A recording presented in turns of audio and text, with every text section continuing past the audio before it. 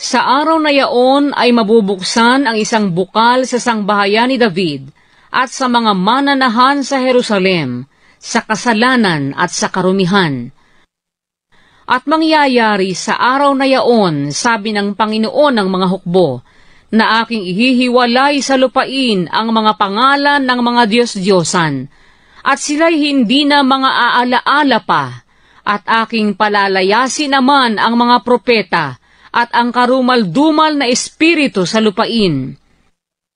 At mangyayari, na pagka ang sino man ay manghuhula, sasabihin nga sa kanya ng kanyang ama, at ng kanyang ina na nanganak sa kanya, ikaw ay hindi mabubuhay, sapagkat ikaw ay nagsasalita ng kabulaanan sa pangalan ng Panginoon. At palalagpasan siya ng kanyang ama at ng kanyang ina na nanganak sa kanya, samantalang siya'y nanghuhula. At mangyayari sa araw na yaon, na ang mga propeta ay mga hihiya bawat isa, dahil sa kanyang pangitain, pagka siya'y nanghuhula, hindi man sila magsusuot ng kasuotang balahibo upang mangdaya. Kundi, kanyang sasabihin, ako'y hindi propeta, ako'y mangbubukid sa lupa, sapagkat ako'y pinapaging alipin mula sa aking pagkabinata.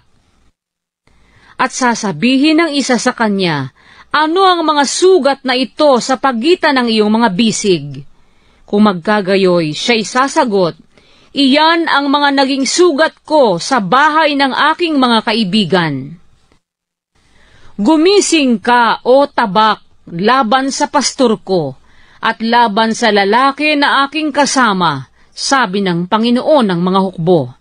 Saktan mo ang pastor, at ang mga tupa ay mangangalat, at aking ipipihit ang aking kamay laban sa mga maliit. At mangyayari na sa buong lupain, sabi ng Panginoon, dalawang bahagi ay mahihiwalay at mamamatay, ngunit ang ikatlo ay maiiwan. At aking dadalhin ang ikatlong bahagi sa apoy, at sila'y dadalisayin ko na parang pilak na dalisay.